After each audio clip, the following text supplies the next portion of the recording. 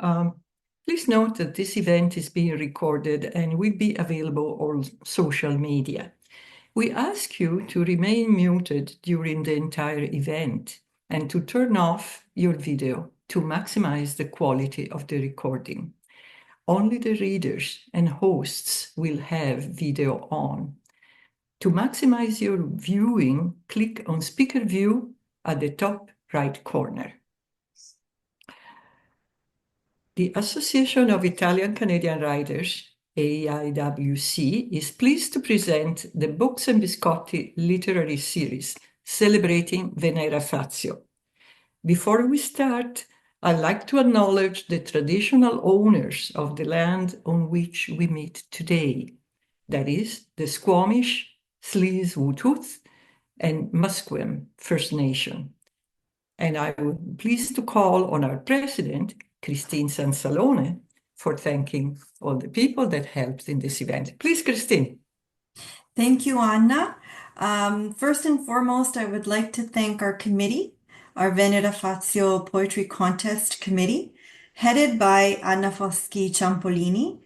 Other committee members are Delia De Santis and Cristina Pepe, who are with us here today.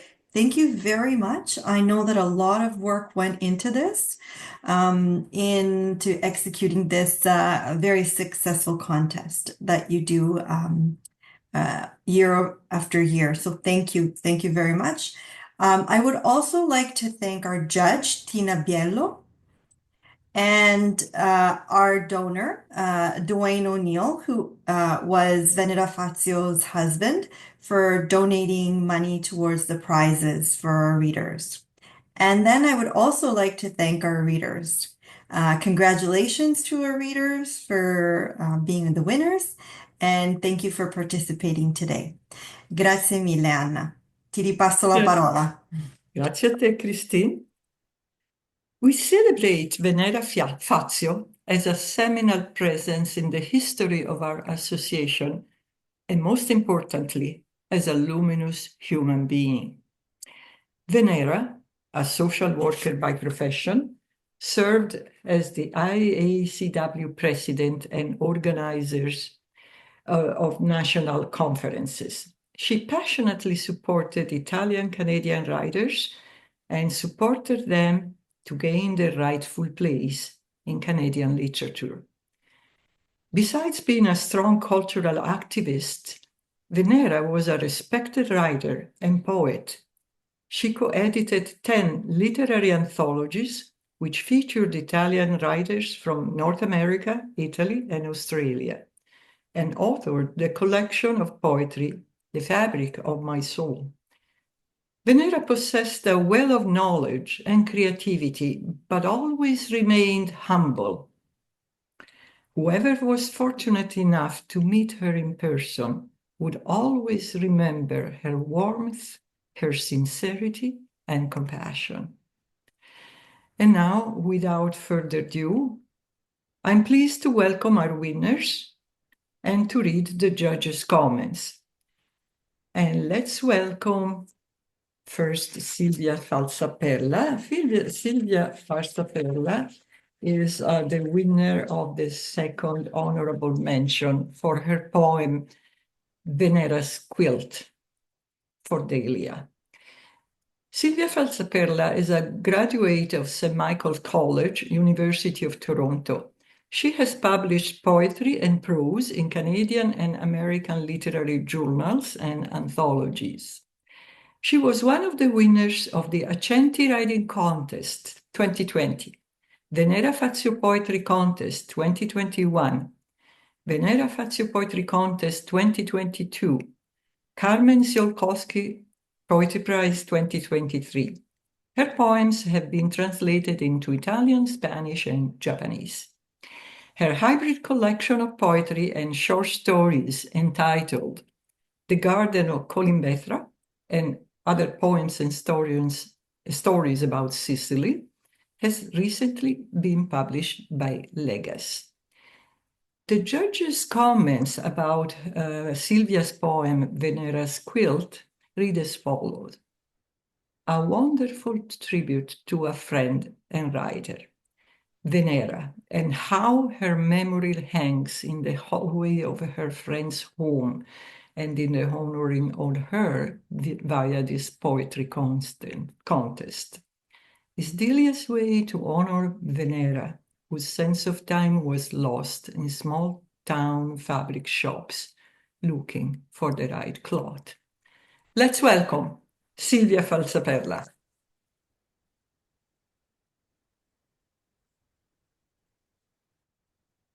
Yes, can everyone hear me? Yes. Yes, well, good afternoon, everyone. I would like to thank the organizers of the Venera Fazio Poetry Contest and the organizers of these readings. My congratulations to all the winners.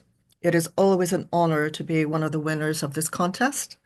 And so I will now read my poem. Venera's Quilt for Delia DeSantis. Venera took 2 years to make her quilt and bequeathed it to Delia. It hangs on the wall of her hallway, above the stairway to the basement, hovering between light and darkness. It is Delia's way to honor Venera, whose sense of time was lost in small-town fabric shops, looking for the right cloth. The leaves and the flowers alternate in separate squares on the quilt, in a patchwork of earth tones: green, flaxen yellow, sand brown, peach, burnt sienna. The attentive eye catches them rotate, the flowers tumbling, heads down, then rising, the leaves twirling, the tip up, then down in ceaseless motion. I think it is Venera's way to make us remember her, the fabric of her soul, gyrating leaves and flowers, transcending the dark cellar, receiving the daily light of Delia's hallway. Thank you. Thank you very much, Silvia. It's so touching and it really stirs emotions. Thank you. And I will call on the next winner. There is the one honorable mention, Vittoria Veneziano, with her poem Una dondola vuota. Vittorio Veneziano, née D'Amato, was born in 1931 in the town of Vinciaturo in the province of Campobasso, Molise, Italy. She immigrated with her husband Berardino and young son to Canada in 1953, where they became established in Toronto. She worked as a seamstress in the garment industry all her life. After retirement, she has written numerous poems and short stories. She continues to write today. Her family has grown to 3 sons, 6 grandchildren, and 5 great-grandchildren. Una dondola vuota, according to Tina Biello's comments, says, this is a lovely poem about sadness, with the metaphor of an empty swing. Sunset and memories are captured well with the image of the nonno alone on a swing, crying for times gone by. Su quella dondola c'è un ricordo di un tempo passato. Vittoria Veneziano, you're most welcome to our reading session.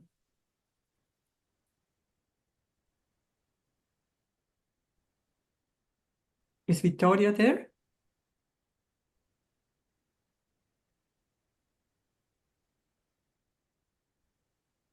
Anna, I don't see Victoria, sorry.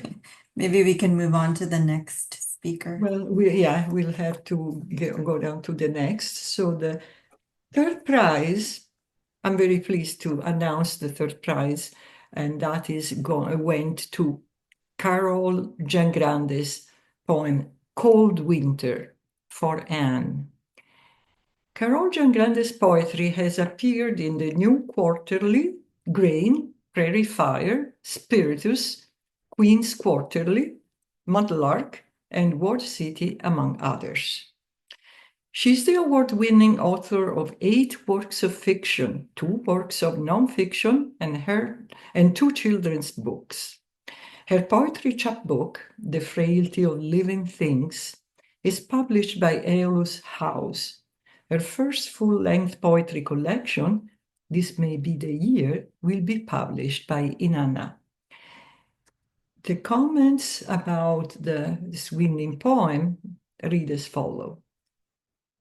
Cold Winter. I finger a button, loose with memory. This line of the poem says it beautifully. Memories, friends, sharing stories, the gentleness and sadness of this story and the imagery. We are friends who share our lives in slow afternoons. Please welcome Carol Giagrande.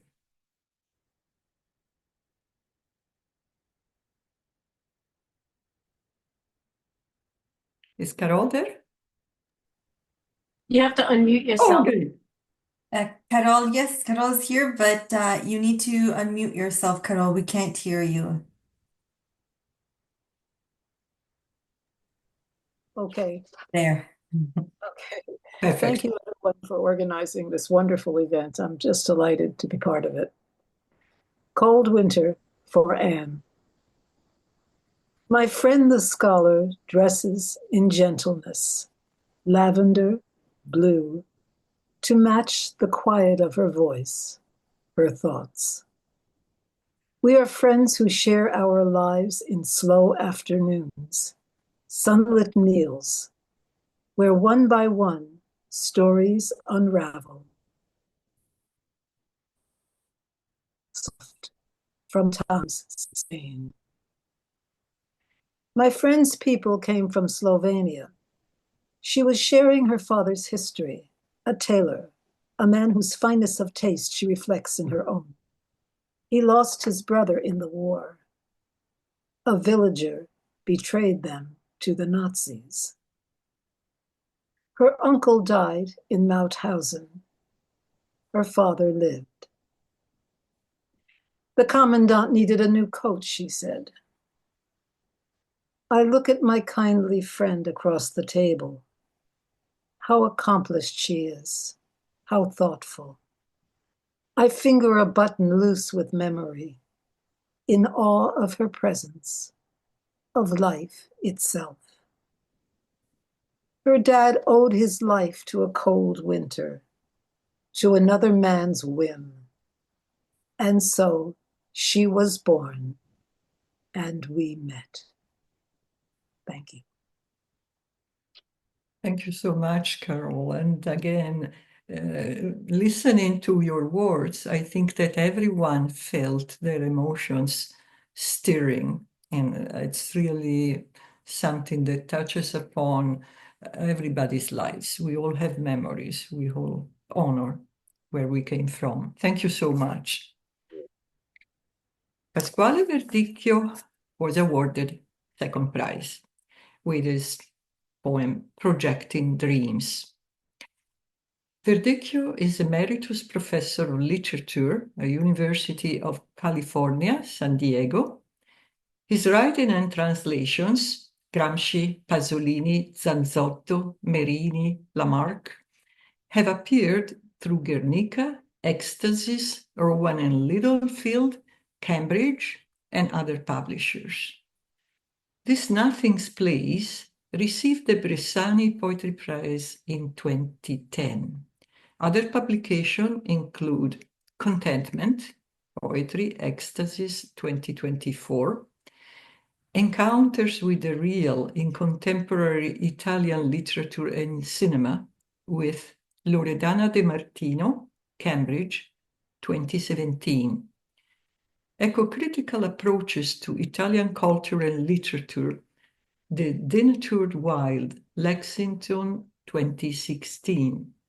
I understand that Pasquale is fortunate enough to be in Italy now, probably sipping cappuccino, and it's wonderful to welcome you, Pasquale, from afar. What the judges wrote about projecting dreams is this. This poem has a poignancy of the past, reflecting the now and the future. A simple photograph, even the size of it, indicated as the 3x2, and how it grabs a moment in time. We will forget where we come from at some point in the future. Beautiful poem. This photograph, with rugged yellow edges, has taken on the color of migrated documents forgotten in drawers.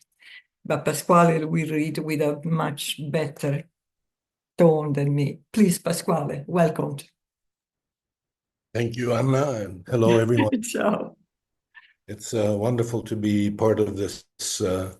And I remember the last time I saw Venera, I was in San Diego, and she was down here. It must be at least 15 years ago. Time just flies. And it was wonderful to meet with her down by the ocean in Encinitas. We had a really nice afternoon.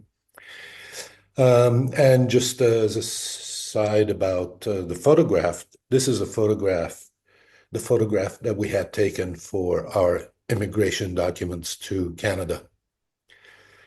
Projecting dreams. This photograph, 3x2 in people measure, children and parents, pentagonal family, awaiting itself to set course and define its name. This photograph is the certificate of life formation, contemplating boundaries, outlining its profiles, projecting its dreams, and keeping its hopes in the inside pocket of a worn suit. Having escaped the family photograph, everyone becomes a part of its total, as life draws them to different corners of the earth, where distance once more works its erasure to make communication infrequent and difficult. This photograph, with ragged yellow edges, has taken on the color of migrated documents, forgotten in drawers, bureaucratic identities of little value to those who define their status and ignore their requests. Thank you. Thank you, Pasquale. And again, I don't know how, but I think everyone can recognize a fragment of our own past in your words. It just resonates, I think, with so many of us, first generation, at least immigrants. And thank you so much for following us from Italy. And don't forget to call me when you come to Vancouver. Ciao, ciao Pasquale. We have a long history together with Pasquale.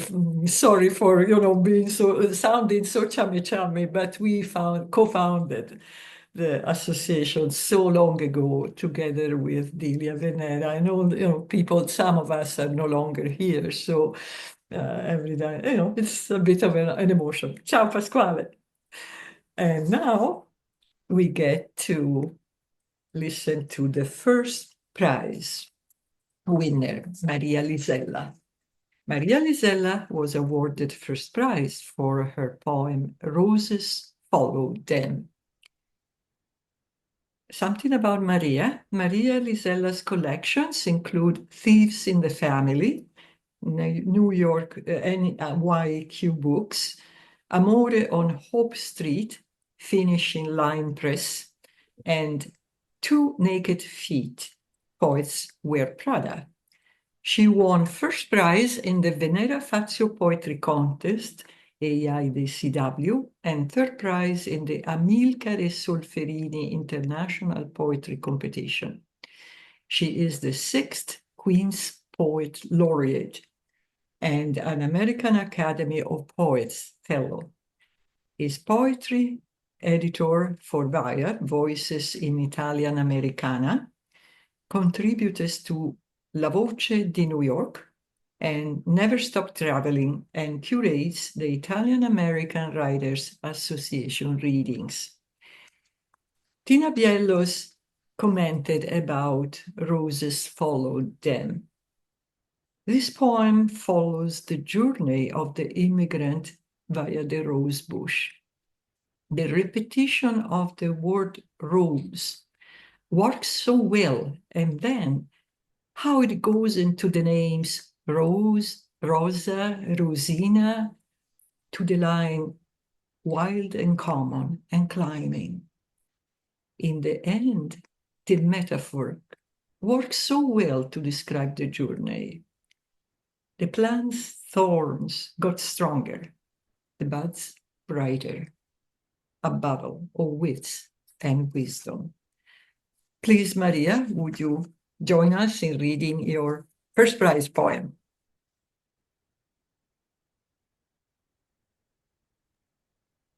Thank you.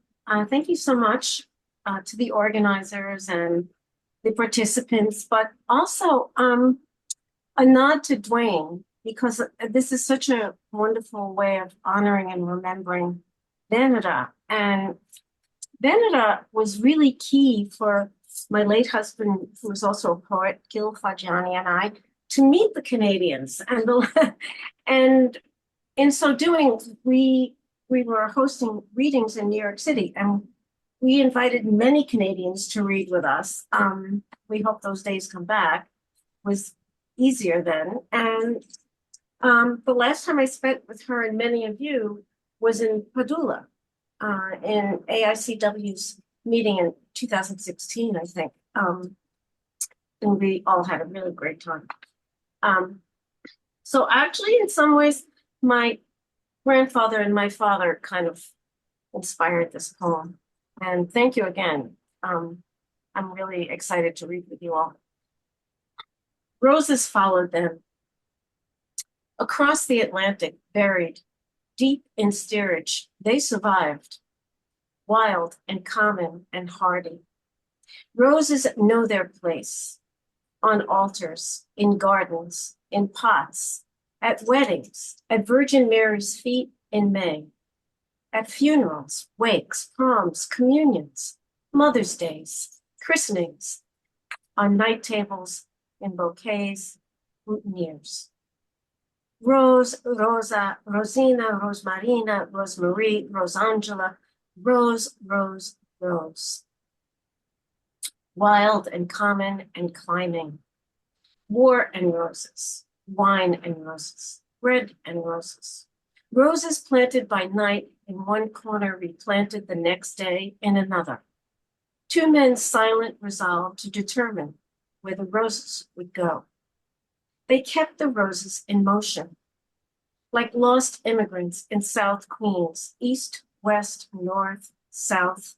The plant's thorns got stronger, the buds brighter. A battle of wits and wisdom. Father-in-law, son-in-law, who owned the house, the garden, the rose?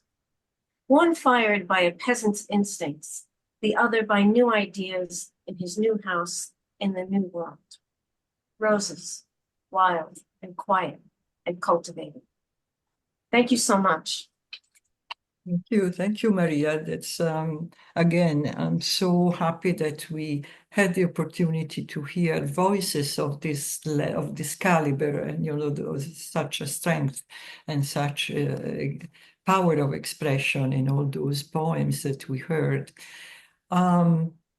Well, this is basically not concluding, because we have time, ample time for questions and answers. Sometimes, I get a bit concerned about keeping the time frame, but this time I feel so relaxed because we do have time to talk together and see. We are open to not just comments, but even suggestions or anything that can further, the scope of this really worthy poetry contest. So yeah, I'm inviting you. Let's share thoughts and comments. We do have at least a good half an hour, a little less. Who wants to go first? Actually, I do have one question just to get the ball rolling.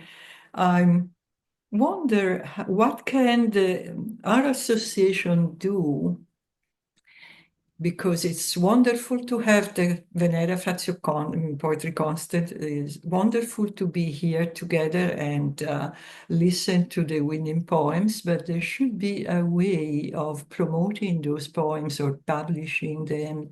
I'm not saying publishing a book right now. That's a little bit of a, but I know that we are uploading them on our website. Maybe we could think of something else. Do you put these also on YouTube? That's one extra way of making them. I'm not Good sure. idea. Does the association have a YouTube page? Anything like that? Makes sense. I'll answer that. Yes, we do. Actually, Okay. we are recording this event, and this will be placed on our YouTube page. Yeah. All our Zoom events are always recorded and uploaded on our Zoom page. Or sorry, our YouTube page. Okay. I was going to suggest, and this I don't know if makes sense, is maybe to publish them in Accenti. And if not that, then maybe on the YouTube, where there's the recording, we actually put the poems so they can be read. Hmm. I don't know. I don't know how to do that. I always have ideas for tech, and I don't know how to do any of it. So I don't know, but just an idea. Yeah, that's a great idea to send them to Accenti. Now, obviously, Accenti is a different organization, so we can't tell them to put them to publish them, but we can ask, right? We can always send them the poems and ask them to include them in their next issue, and hopefully they will. Also, just your own newsletter. Yeah, that's a great idea. Yeah. Because it goes to a lot of people, a lot of eyes would get to see it, and can be passed along. So. Yeah, that's great. The poems from the winners of the 2023 contest will be published in our anthology, our 40th anniversary anthology, which will be out at the end of this year. But we won't be able to include these poems just because it's too late.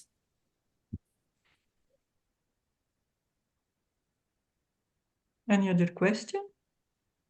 Or any other topic you want to explore collectively? Looks like Rosanna and Caroline and Salvatore have questions. Okay, yes, congratulations to all the poets for your wonderful work and readings. I was wondering if you could comment on the importance of your feelings on the importance of poetry and the arts and humanities now more than ever. Oh. I can speak a little bit to that. I think, well, probably all of us can, but it's kind of interesting because I was discussing this with some writers I write with yesterday, and we listened to an interview with a poet whose last name I can't remember. Howardson, I think his name is. He publishes poems that'll be like 10 poems that do this, right? They're not all his, which is kind of interesting. But he was saying how poetry can't stop a war and it can't, diselect a politician. However, it can share a core of humanity in a very condensed version that people, even if they're there for the moment, it can give them a reader a different way to see something. And that's part of the power of poetry, is that not so much that they can see your way, but see something different for themselves. And poetry being condensed, I think, which makes it more challenging sometimes, I think can deliver that. And I don't think it changes the world, but I think it's kind of interesting and important. Yeah, I think it helps generate a sort of a critical mind. It's so odd that poetry and art, people freeze in front of poetry and freeze in front of a piece of art is, I don't know what to say. Well, it doesn't matter what you say.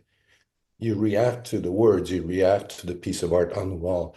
However you react is a step forward, and it's a step toward beginning to understand what's around you. It doesn't really matter, as you were saying, Maria, it doesn't, don't want people to see it your way. You want people just to see and experience that. I mean, we use words every day, so it shouldn't be hard for us to read a poem and say something about it. But somehow people freeze in front of it. What I would add to that about words, the language of poetry, apart from being very condensed, is profoundly different from what gets thrown at us by politicians hour after hour. And it's almost a shock to the system after we've been deluged with language that just comes shooting at us. And then you suddenly settling into the quiet reading of a poem. That's a statement in itself, just what your body has to do that absorbing. And I think that's a very small thing, but it takes people into a more meditative space, you might say, where somehow ideas and hopes and thoughts for change will arise.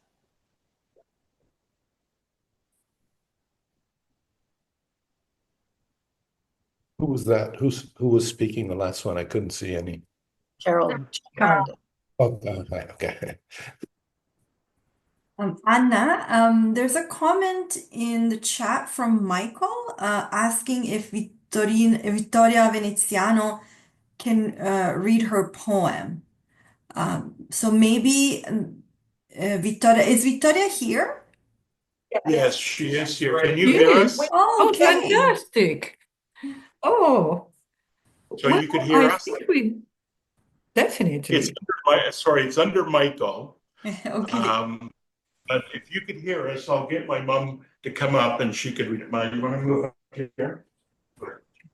Here. Move forward. Okay, Stephanie. Sorry, just give us a minute. She's in a wheelchair.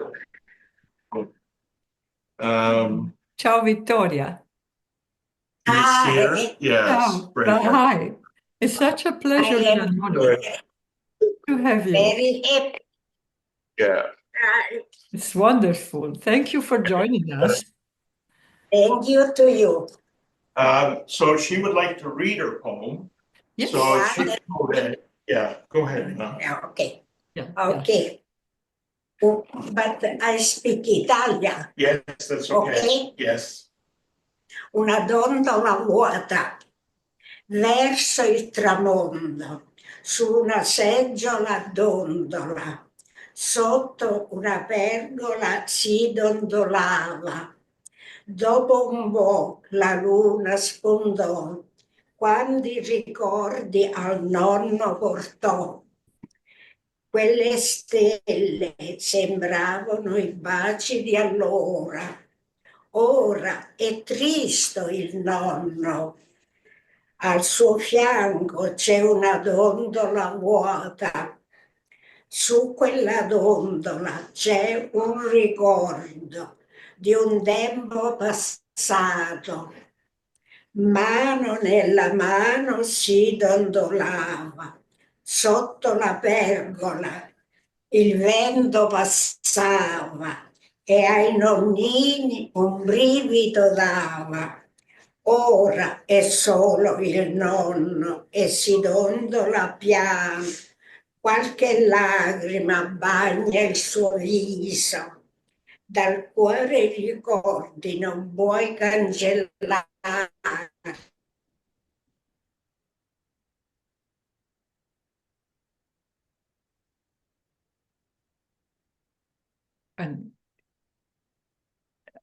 È terminato? I think she froze. Oh, well, I think she's grazie. back. She's back. Yeah. Okay. Voglio ringraziare Vittoria Veneziano per averci letto questa poesia così commovente e voglio anche ringraziare la famiglia di Vittoria Veneziano perché è con noi oggi ed allarga il cuore vedere diciamo, questo tributo di tante generazioni all'arte di Vittoria e alla sua lunga vita operosa. Grazie a tutti della famiglia Veneziano, ma soprattutto grazie Vittoria. Grazie per essere con noi. Ho parlato in italiano perché anch'io sono un'immigrata di prima generazione e il mio inglese ha un accento tremendo. Ciao da Vancouver, io abito a Vancouver. Ciao, Very much. tanti tanti auguri. Grazie. Well, we have been very lucky for this unexpected. I was almost giving up, but now Victoria came and read her poem, and I'm so happy that we could include her. It's remarkable. I mean, but I'm a senior too, so to see that we are still around, our voice is still being heard. Yeah.